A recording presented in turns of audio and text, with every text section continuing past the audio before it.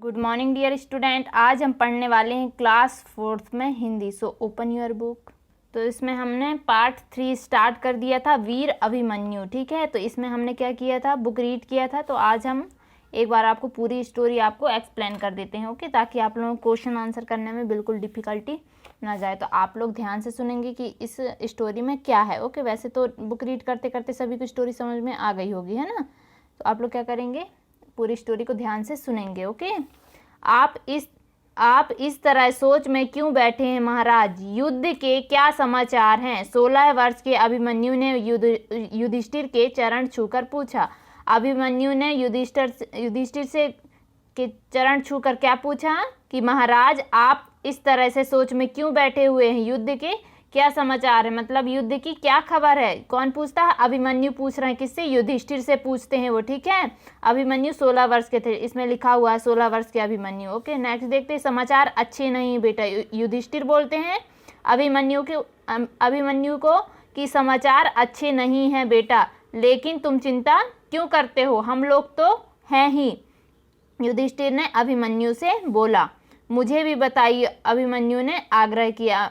अभिमन्यु ने क्या किया? प्रार्थना किया कि मुझे भी बताइए कि क्या हुआ, है ना, युद्ध में। युधिष्ठिर बोलते हैं यह तो तुम जानते ही हो कि अभी तक हमारी जीत हो रही थी। कौरव सेना के बहुत से वीर मारे गए थे, ठीक है, परंतु आज जब अर्जुन यहाँ नहीं है तब कौरवों ने चक्रव्यूह की रचना की है और हमें ललकारा है। तो वो बताते हैं युधिष्ठिर कि अभी तक तो हम लोग जीत ही रहे थे और कौरव सेना के बहुत सारे वीर क्या थे, मारे गए, परंतु आज जब अर्जुन नहीं है तो कौरवों ने क्या किया, हमारे लिए चक्रव्यूह की रचना की है, चक्रव्यूह बनाया है हमारे लिए और हमें ललकारा है, ठीक है। तो इसमें चिंता की क्या बात है? अभिमन्यु ने पूछा तो इसमें चिंता की क्या बात है? तो युधिष्ठिर क्या बोलते हैं? युधिष्ठिर ने कहा तुम नहीं जानते कि चक्रव्यूह को तोड़ना कितना कठिन है। उसमें सेना को चक्करदार घेरे में खड़ा किया जाता है। व्यूह में 7 द्वार होते हैं। हर द्वार को तोड़ने की एक विशेष विधि होती है। हम में से तुम्हारे पिता अर्जुन के अतिरिक्त और कोई चक्रव्यूह तोड़ना नहीं जानता। युधिष्ठिर क्या बोलते हैं उससे कि ये चक्रव्यूह उन लोग जो कौन लोग, कौरव लोग है ना। कौरव ने क्या किया है, चक्रव्यूह की रचना की है। किसकी अनुपस्थिति में? कौन नहीं था? अर्जुन नहीं थे। और अर्जुन यहाँ पर वही बताया गया है कि युधिष्ठिर उसको बोलते हैं, किसको? अभिमन्यु को, जो किसका पुत्र था? अर्जुन का पुत्र था, ठीक है। तो वो बताते हैं कि चक्रव्यूह को तोड़ना इतना आसान नहीं है। चक्रव्यूह में क्या होता है, सेना को क्या किया जाता है, चक्करदार घेरे में खड़ा किया जाता है और उसमें 7 द्वार होते हैं। 7 द्वार होते हैं, तो हर द्वार को तोड़ने की एक विशेष विधि होती है। युधिष्ठिर उसको बताते हैं, किसको? अभिमन्यु को। और वो बताते हैं कि सिर्फ अर्जुन के अतिरिक्त कोई नहीं जानता कि चक्रव्यूह कैसे तोड़ा जाता है। सिर्फ अर्जुन को बस पता है।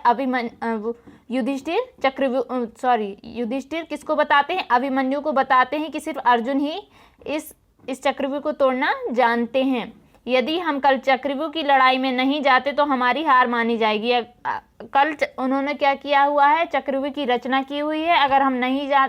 अगर हम उसमें नहीं जाते हैं युद्ध में तो हमारी क्या हार मानी जाएगी। युधिष्ठिर अभिमन्यु से बोलते हैं। तो आगे क्या होता है देखते हैं। आप चिंता ना करें, मुझे युद्ध में जाने की आज्ञा दें, मैं चक्रव्यूह तोड़ दूंगा। तो अभिमन्यु क्या बोलते हैं युधिष्ठिर से कि आप चिंता ना करें, मुझे युद्ध में जाने की आज्ञा दें, मैं चक्रव्यूह क्या कर दूंगा, तोड़ दूंगा। अभिमन्यु ने कहा, ठीक है। युधिष्ठिर बोले तुमने चक्रव्यूह तोड़ने की विद्या कब सीखी? तो युधिष्ठिर कहते हैं अभिमन्यु को कि तुमने कब सीखा है चक्रव्यूह तोड़ने की विद्या? तो अभिमन्यु ने उत्तर दिया। अभिमन्यु बताते हैं कि महाराज एक बार पिताजी ने माँ से चक्रव्यूह तोड़ने का वर्णन किया था, ठीक है। मतलब क्या किया था महाराज, एक बार पिताजी ने, मतलब अर्जुन ने, पिताजी मतलब उसके अर्जुन पिता थे किसके? अभिमन्यु के, है ना। तो वो बताते हैं कि जब पिताजी माँ से एक बार चक्रव्यूह तोड़ने का वर्णन कर रहे थे, मतलब वो उसके बारे में बता रहे थे कि चक्रव्यूह कैसे तोड़ा जाता है, ठीक है। उस समय में मैं माँ के पेट में था। तो वो बताते हैं कि उस टाइम में क्या था, जब चक्रव्यूह तोड़ने का वर्णन कर रहे थे, जब चक्रव्यूह तोड़ने के बारे में बता रहे थे, तब मैं माँ के पेट में था, तब मैंने यह सुना, ठीक है, तब मैंने यह वर्णन सुना। अभिमन्यु युधिष्ठिर से बताते हैं, ठीक है।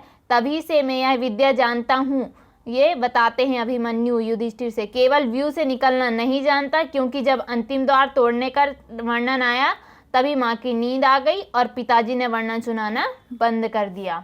ठीक है, तो इसमें से आपको इतनी स्टोरी समझ में आ गई होगी। आगे देखते हैं। अंतिम द्वार में तो मैं अपनी गदा से ही तोड़ दूंगा, अभिमन्यु ने गदा हिलाते हुए गरज कर कहा। तो अभिमन्यु क्या बोलते हैं कि लास्ट में क्या हुआ था, अंतिम द्वार तोड़ने का वर्णन आया, तब माँ की क्या हो गई थी, नींद लग गई थी, तो पिताजी ने वर्णन सुनाना बंद कर दिया था, तो मुझे उसको तोड़ना नहीं आता, ये बताते हैं।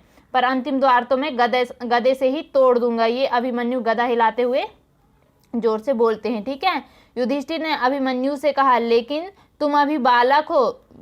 अब वो तो 16 वर्ष की उम्र में बालक ही हुआ ना, युद्ध करने लायक नहीं हुआ था वो। तो युधिष्ठिर ने अभिमन्यु से कहा, लेकिन तुम अभी तो बालक हो, हम तुम्हें लड़ाई में कैसे भेज सकते हैं। अभिमन्यु ने कहा, महाराज मैं भी वीर पुत्र हूँ, शत्रु ललकारें और मैं बैठा रहूं, क्या यह कैसे हो सकता है। तो क्या करते हैं, अभिमन्यु बोलते हैं कि मैं भी वीर पुत्र हूँ, मैं कोई शत्रु ललकारेगा तो मैं कैसे बैठकर देख सकता हूँ। वो अभिमन्यु उनसे कहते हैं युधिष्ठिर से। युधिष्ठिर करते भी क्या, उन्होंने अभिमन्यु को युद्ध में जाने की आज्ञा दे दी। ठीक है, तो उन्होंने बोल दिया ठीक है आप युद्ध में जाएंगे करके उन्होंने आज्ञा दे दी उसको। ठीक है, चक्रव्यूह के द्वार पर गुरु द्रोणाचार्य खड़े थे। तो चक्रव्यूह के द्वार पर गुरु द्रोणाचार्य खड़े थे। अभिमन्यु ने दूर से ही उनके चरणों में बाण छोड़कर प्रणाम किया। किसके चरणों में, द्रोणाचार्य के। द्रोणाचार्य समझ गए कि यह अर्जुन का पुत्र अभिमन्यु ही है। बाणों की बौछार करता हुआ अभिमन्यु व्यू के भीतर घुस गया। क्या वो जो चक्रव्यूह रचा गया था उसके अंदर क्या हुआ, बाणों की बौछार करता हुआ अभिमन्यु व्यू के भीतर घुस गया। उसके पीछे भीम और दूसरे पांडव वीर थे। ठीक है, उसके पीछे किसके पीछे, अभिमन्यु के पीछे कौन थे, भीम और भी पांडव वीर थे। ठीक है, भीम ने द्रोणाचार्य के रथ को उठाकर घोड़ों समेत आकाश में फेंक दिया और व्यू में घुस गए। किसने, भीम ने। किसके, द्रोणाचार्य का जो रथ था, द्रोणाचार्य कौन थे, गुरु थे, यहाँ पर देख सकते हैं आप लोग। चक्रव्यूह के द्वार पर गुरु द्रोणाचार्य थे। ठीक है, तो जो गुरु द्रोणाचार्य थे, भीम ने उनके रथ को उठाकर आकाश में फेंक दिया और व्यू में घुस गए। व्यू के अगले द्वार पर जयद्रथ थे। ठीक है, नेक्स्ट द्वार पे कौन थे, दूसरे द्वार पे व्यू के अगले द्वार पर जयद्रथ थे। ठीक है, अभिमन्यु का उससे घोर युद्ध हुआ। उसे घोर युद्ध मतलब बहुत ज्यादा, ठीक है, बहुत ज्यादा युद्ध हुआ। उसे हराकर अभिमन्यु भीतर घुस गया। जयद्रथ को भी हरा दिया अभिमन्यु ने, परंतु भीम और पांडवों को जयद्रथ ने व्यू के भीतर ना जाने दिया। ठीक है, अभिमन्यु तो उसमें क्या किया, उसने युद्ध करके और अंदर चला गया, पर जो भीम थे और भी जो दूसरे पांडव उसके साथ गए हुए थे, जयद्रथ ने व्यू के भीतर जाने से उसे रोक दिया। अभिमन्यु अकेला पड़ गया। अभिमन्यु बस जब आया था ना उसके अंदर, तो अभिमन्यु क्या हो गया, अकेला पड़ गया, लेकिन अकेले ही वह सबसे युद्ध करता रहा। उसके बाणों की वर्षा से कौरवों की सेना के हाथी, घोड़े, पैदल सैनिक सब गिरने लगे। वह जिधर भी मुड़ जाता उधर मैदान साफ हो जाता। ठीक है, मतलब वो इतने युद्ध कर रहा था, तो उसमें जहाँ भी बहुत सारे लोगों को क्या कर दिया था, अभिमन्यु ने मार दिया था। ठीक है, मतलब उसने साहसी दिखाई यहाँ पर, है ना। नेक्स्ट देखते हैं, जबकि मैं वो अकेला पड़ गया था, है ना, क्योंकि उस और जो भीम थे और उसके जो और भी पांडव वीर थे, उसको जयद्रथ ने अंदर आने से, व्यू में अंदर आने से रोक दिया था। अभिमन्यु की वीरता देखकर कौरवों में खलबली मच गई। ठीक है, हलचली मतलब खलबली मतलब भगदड़ मच गई। ठीक है, सब लोग डर गए। कौरव की जो सेना थी, अभिमन्यु की वीरता देखकर सब लोग डर गए थे। ठीक है, दुर्योधन ने जब देखा कि चक्रव्यूह का अंतिम द्वार टूटने ही वाला है, तो उसने अपने 7 महारथियों को ललकार कर कहा, ठीक है, आप देखते क्या हैं, एक साथ मिलकर इसे क्यों नहीं मार डालते। यह सुनते ही 7 महारथियों ने उसे घेर लिया और उस पर चारों ओर से बाणों की वर्षा करने लगे। किस पे, अभिमन्यु में। ठीक, अभिमन्यु पर। ठीक है, किंतु कहाँ वह एक और कहाँ 7 महारथी। ठीक है, वो अकेला पड़ गया था और उस पे 7 जो महारथी थे उन्होंने क्या किया था, बाणों की वर्षा करने लगे थे उस पर। अभिमन्यु का सारथी मार डाला गया। उसका जो सारथी था, अभिमन्यु का जो सारथी बनकर आया था, उसको भी मार डाला गया। धनुष भी काट दिया गया। जब उसके पास कोई हथियार नहीं रहा तो वह रथ के पहिए को ही हाथ में लेकर शत्रुओं पर झपटा, लेकिन उसका पहिया भी काट डाला गया। वह निहत्था हो गया। निहत्था मतलब बिना अस्त्र शस्त्र के। ठीक है, उसके पास कोई भी शस्त्र नहीं बचा था और बाणों से उसका शरीर छलनी हो गया और उस पर बहुत सारी बाणों से प्रहार किया गया। ठीक है। अभिमन्यु ने शत्रुओं को धिक्कारा और द्रोणाचार्य की मुड़कर कहा, अभिमन्यु ने द्रोणाचार्य की ओर मुड़कर कहा कि गुरुवर, आपके रहते हुए कैसी लड़ाई हो रही है जिसपे निहत्थे पर वार होता है, आप क्यों नहीं बोलते। तो अभिमन्यु द्रोणाचार्य से बोलते हैं कि आपके होते हुए ये कैसी लड़ाई हो रही है, मतलब जो बिना अस्त्र शस्त्र के उस पर वार किया जा रहा है और आप कुछ भी नहीं बोल रहे हैं। ऐसा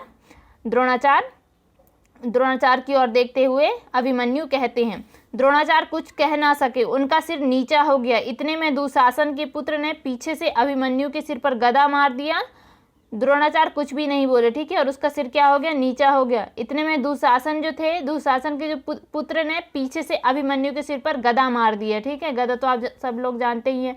वह वीर धरती पर गिर पड़ा और कभी ना उठ पाया। मतलब पीछे जो दुशासन के पुत्र थे, जिस पे अभिमन्यु पर उसने वार कर दिया गदा से, तो वो नीचे गिर गया और कभी उठ ही नहीं पाया, मतलब उसकी मृत्यु हो गई। ठीक है, किसकी, अभिमन्यु की। युद्ध में अभिमन्यु को वीर गति प्राप्त हुई। अपने साहस और शौर्य के कारण वह सदा के लिए अमर हो गया। 7 महारथियों से घिर जाने पर वह विचलित नहीं हुआ और अकेले उनसे युद्ध करता रहा। उसकी वीरता की कहानी आज भी प्रेरणा प्रदान करती है। तो आप लोगों को ये पूरी स्टोरी समझ में आ गई होगी कि इस स्टोरी में क्या था, किसकी स्टोरी थी। ठीक है, ऑलमोस्ट ये कहानी किसकी थी, अभिमन्यु की ही थी, है ना, जो चक्रव्यूह में क्या हो गया था, घिर गया था, है ना, और उसने कितने साहस से उसका सामना भी किया बिना डरे। तो ये अभिमन्यु की कहानी थी। तो आपको समझ में आ गई होगी। तो बस आपको क्या करना है, अच्छे से इस कहानी को समझना है। ठीक है, तो क्वेश्चन आंसर ऑटोमेटिक आपको बन जाएंगे। तो बस आपका यही होमवर्क रहेगा कि आपने इस कहानी को अच्छे से रीड कर लिया होगा। बस कहानी को क्या करेंगे, अब अच्छे से समझेंगे। बस यही आपका होमवर्क है। तो आप अपना होमवर्क करेंगे। Okay, thank you, bye.